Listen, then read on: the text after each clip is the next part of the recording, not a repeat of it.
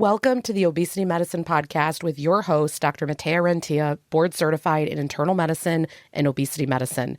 Here, we talk about a path to metabolic health, and we have real conversations about chronic weight management and living a full life. Just a reminder, I am a physician, but I'm not your physician. So everything that's on this podcast is for informational purposes, but please go talk to your doctor about what's right for you. There is no medical advice being given on this podcast. Welcome back to another episode of the podcast. How are you all feeling today? It is Monday morning, likely when you're listening to this. Hopefully on the day you're listening, it is as beautiful outside right now. There is sun. I feel this spring energy where we're getting more daylight. We're able to get out more. It always makes me question, hey, have I been a little depressed over the winter?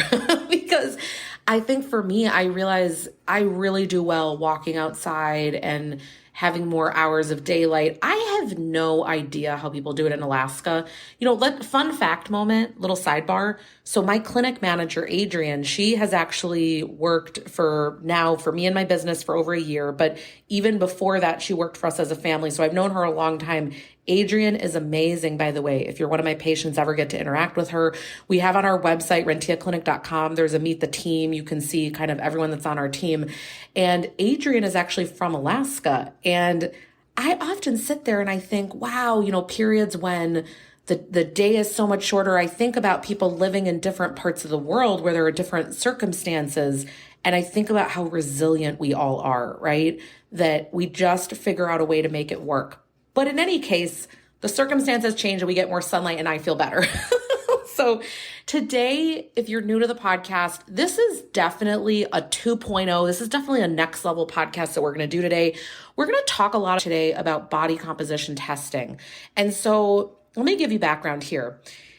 Everyone has grown up with a traditional scale. So this was something that you hopped on and you just get the net number. You just get what you weigh, period. But you don't know everything that makes that up. And a lot of you think that, well, this really doesn't matter. And I want to talk you through a lot of the nuances today and why it very much so matters. And who are the type of people where I strongly recommend that in some capacity, you get this body composition testing going, hopefully under the supervision of a physician or a provider that is able to help guide you, because the interpretation can be very funky. This is something that I actually have a bonus section within my course, Optimizing Fat Loss and Maintaining Muscle when on a GLP-1, because a lot of people are using body composition testing and they don't know how to interpret it. In fact, I have several people that once a month do a coaching session with me. I'm not their doctor. I don't prescribe medication to them, but we might go over things like body composition testing, because seeing these numbers in a different way, it is incredibly helpful to them. So I want to go through today, if you're not doing this type of information, what you are likely missing and how it could really change things for you. Okay, so number one, we would use, if you're not able to afford a body composition scale, they can be quite pricey. The one I personally like, again, there's no affiliate codes or anything used here. I'm not sponsored by any of them. I get no money back for any of this. I personally really like for my patients to use the InBody scale. It's INBODY. It's all one word. And we will put the link specifically in the show notes if you want a direct link to that on Amazon, because people always say, well, there's several kinds of their scale. Which one do you mean? So we will link it. What's unique about these scales, so they're bioimpedance scales, means that they are going to be able to tell what percentage of your weight is coming from fat. So they call that fat mass. What percentage is going to be coming from muscle, from water. They're able to distinguish these different things. And so the reason that this matters is that as you're working on your metabolic health journey, people are so obsessed with the scale number going down. And a lot of people will do anything for that scale number to go down, including very much so not getting enough nutrition, which seems like it's working because they say, oh, the scale's going down. But what they don't realize is that they're sacrificing a lot of muscle for that to be able to happen. And so if you were doing a body composition scale, you would be able to tell, oh, this is really not good. A huge percentage, I'm having muscle loss. Up to 10% can be acceptable when you are working on weight loss. None of my patients have 10% muscle loss.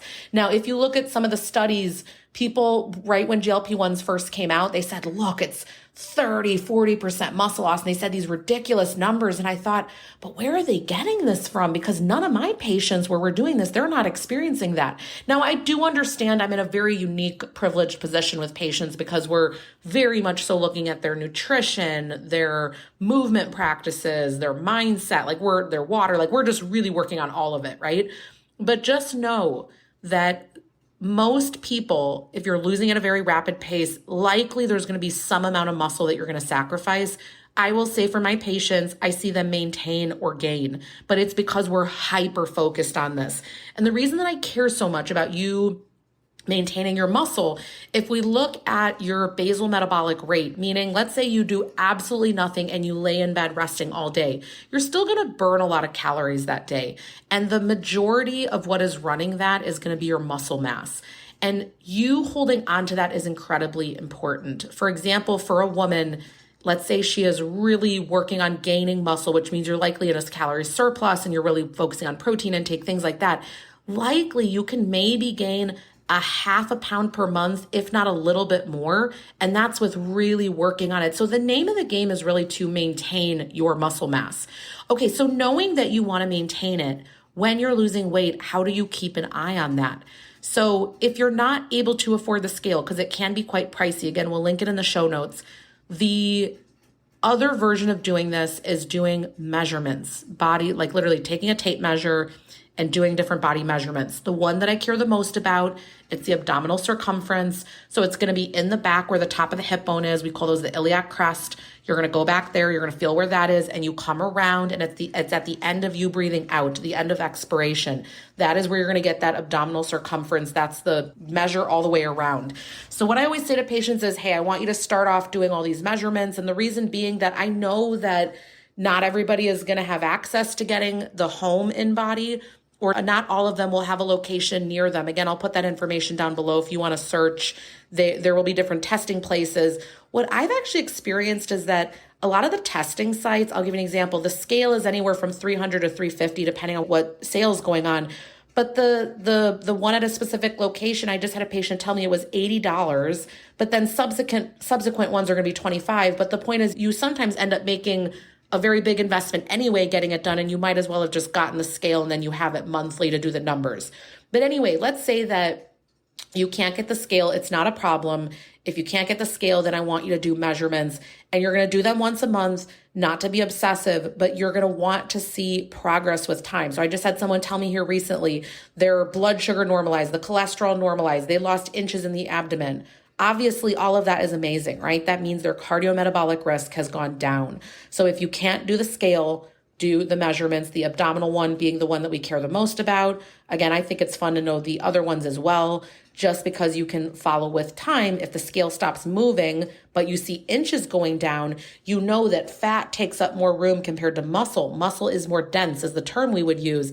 And so even though the scale might not, if the scale is not changing the number that you're seeing, but the inches are going down, this means you've lost fat and you've likely gained muscle. So you've replaced one with another, and that actually means you're healthier. Okay, but let's say you actually end up getting this scale or you have a body composition report. Let's talk a little bit kind of what you would do with this. So one thing is I would be tracking these numbers monthly. And what I would be looking for is that you are maintaining your muscle mass, or at the worst, you're not losing more than 10%. And if you are, thing number one that could change is your nutrition plan or your rate of weight loss. We could change that based on what these results are. So I'll give you an example. Let's say that you are losing a lot of muscle. What this lets me know is that we either need to up the protein and carb, or we need to up the calories, but we need to change something, or we need to bring in strength training. We need to change something so that we remedy that situation. We don't just let you keep losing a bunch of muscle. And the people where this matters the most, it's going to be, and I hate this term, but we got to throw it out here. Any of my geriatric population, technically geriatrics, meaning in the adult category, it's going to be 65 and over. I hate the term geriatrics, but here's the reality. You're at increased risk of something called sarcopenia.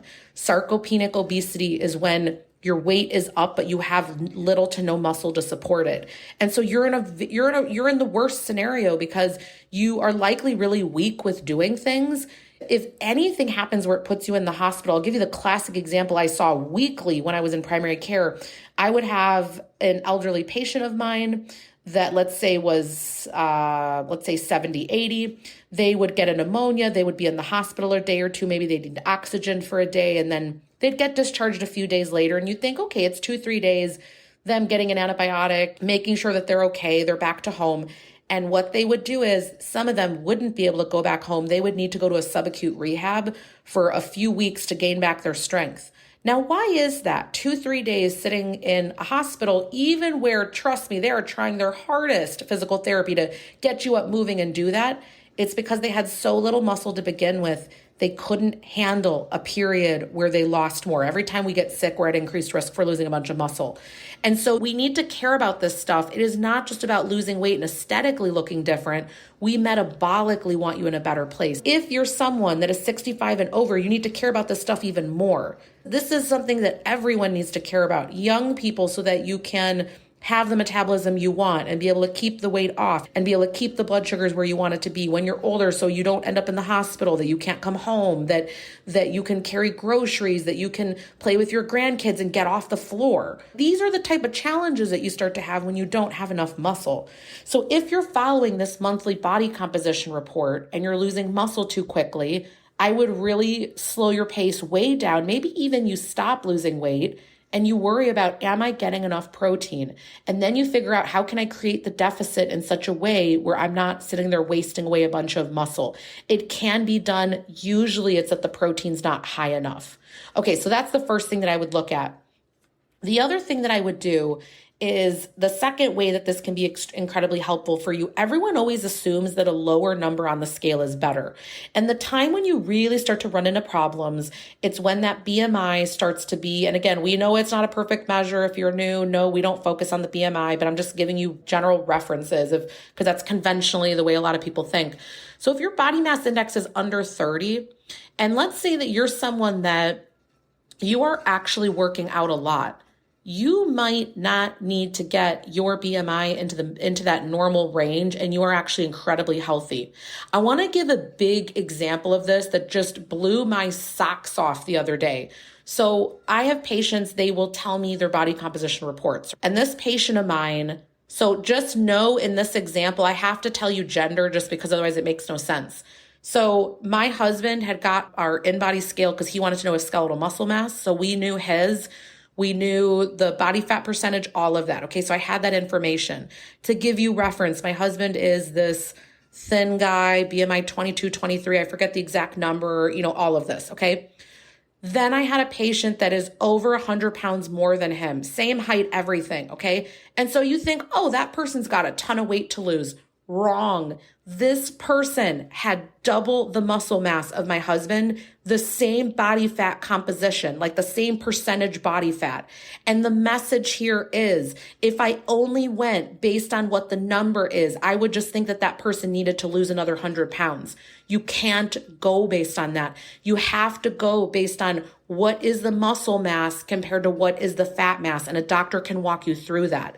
And so you don't know, I can't tell you how often I am shocked by this, that some people genetically have a lot more muscle compared to others. Now, is it something you can work on? Of course you can work on it.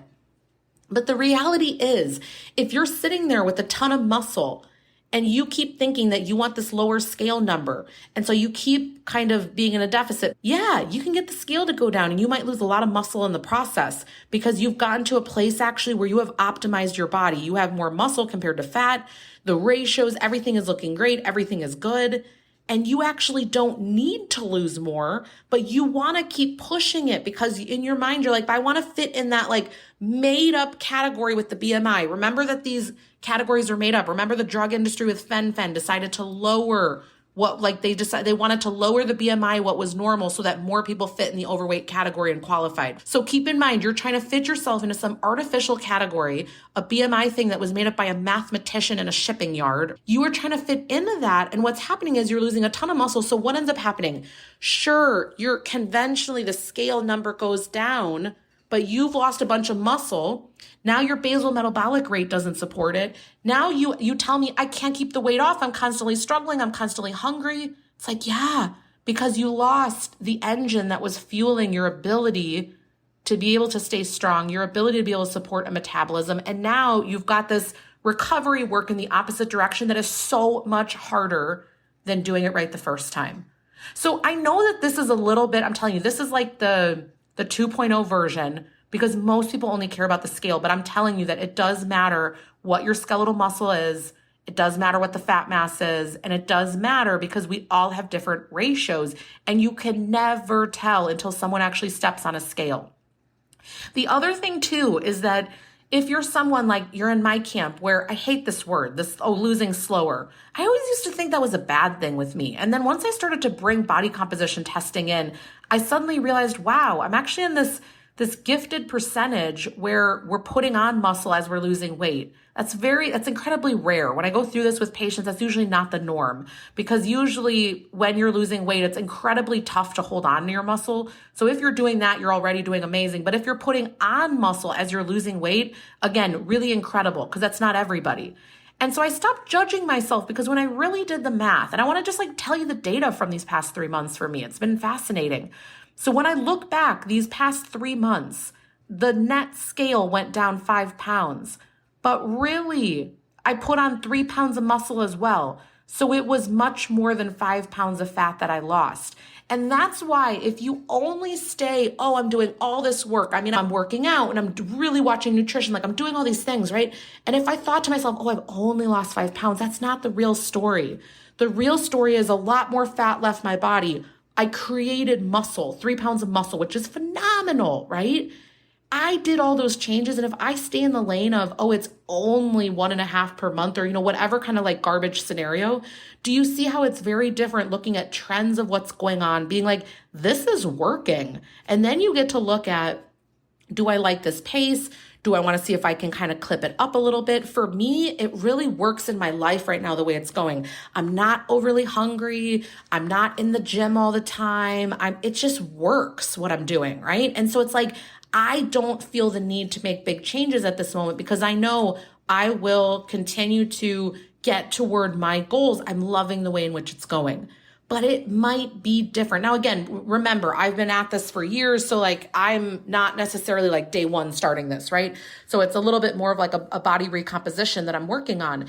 But I just want to tell you, never take my numbers and compare. Within the mini course that I have, I give a patient, let me use anonymously their data from 1 month to the other. And I kind of give examples of how if you just look at the net scale, you think nothing's happened, but then you really see what's happened with fat and muscle. And I kind of walk through this, right? We go through it in detail. But I just want to let you know, if you're someone that you are worried that you're either not eating enough, or you're worried that you're losing too fast, or you feel like the scale, it's never, I have to tell you, I'll think, oh my gosh, I've done all this work and 1 pound has changed. And then I will do the once a month InBody for myself, and I see the changes and I realize, wow, that's incredible. I'm sitting here next to me. I'm looking at a 1 pound. I'm looking at 1 pound of muscle. If you saw how big this is for your body to have created that, and obviously, it's not all in one spot, right? It's not oh, my calf is suddenly 3 inches bigger, right? But it's kind of a little bit all over the body. But the point is, it's incredible the amount of energy for you to create muscle, or for you to preserve that muscle as you're asking your body, release these stores of fat that you think are so important and that your mind still thinks is going to keep you from a famine. Remember, we're in this modern world, but ancient brain thinks you're going to die when you're letting go of these things. That's incredibly tough. And so these scales help that analytical part of your brain to see what is actually happening, because it is not the truth. I could have you at the beginning of the year and the end of the year be the same weight, and maybe you've let go of 6 pounds of fat and you put on 6 pounds of muscle. You are radically different at the end of that year. You are metabolically in a very different place. And so if this speaks to you, I would see if this is a tool that maybe you and your clinician that you want to incorporate. And hopefully they know how to read these, because I have to tell you that there actually were not good resources for me when I first got into this area to understand how to use these reports. A lot of people are just using what the normal ranges are which is fine. But knowing how to interpret these, what to do, I actually had to work with colleagues where this is what they do all day long. And I had to understand what is normal for a man, for a woman. What can I expect? I started to learn different genetic patterns. I always thought, before I got into this area, I thought anyone can just work out and put on a bunch of muscle. Really not true. There's different genetic body types. And so some will be able to put on muscle very easily. And it's just everything you do is amazing. And others, they're doing all the things and not much is happening. And so knowing that, you want to get the right help on these type of things. So again, work with the clinician that is familiar with doing this type of body composition testing. And then if you're going to do it, again, monthly, you want to hop on and look at the differences. This is not something where day to day, there's going to be fluctuations, right? And again, in my course, I really get into, okay, you should be hydrated. It should be once a week. Here's how to look at it. These are all things that you can really get in the weeds, and it can help you out so much to step away from this understanding of, only the scale number going down is what's important. If I let that determine success or not, I would have stopped years ago. I would not continue to be here. But knowing that all these other things impact our health so much more, knowing that it does matter when I'm doing walks. We see the data behind how longevity increases when you exercise and when you do these things. This is but one other tool to be able to see what internally is actually changing and not just this one number. All right, so I know that this can be a confusing topic. I welcome you if you're on my email list. You can always hit reply if you have questions to that email that we send out on Monday morning. If you're not on our list, again, I want to encourage you. It's renteaclinic.com/blog. Right on the right-hand side, you can subscribe to our weekly email that goes out. We don't spam you with a bunch of stuff. It's this type of information where you might have really been wanting to learn about, hey, is that even worth it? Why would it matter? I literally had a physician colleague of mine. I went to medical school with this person, and they sent me a direct message on Facebook recently about this, hey, is it worth it? What would it tell me that this other scale doesn't? And I literally went through some of this with them. So if that person is a physician and has these questions, know that we all have these questions, and I even had to go in and learn a lot of this. So if you have questions, let me know. Otherwise, I'm glad that we just got to at least skim the surface, that there are other tools that you could use on this path. Okay, I hope you have a great rest of the week, and we'll talk soon.